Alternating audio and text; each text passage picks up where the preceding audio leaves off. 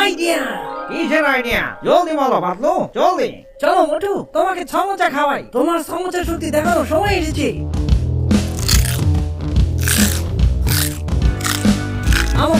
এবার বের হও, এবার দেখবে মোটুর ক্ষমতা।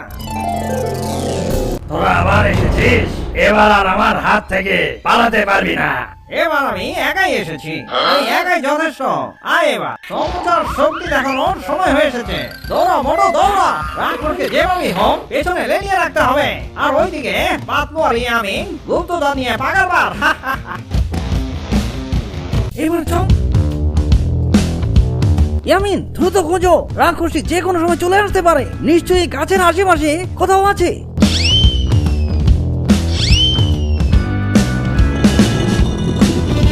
পাতলু, এই যে দেখো, পেয়ে গেছি। ইয়াহু!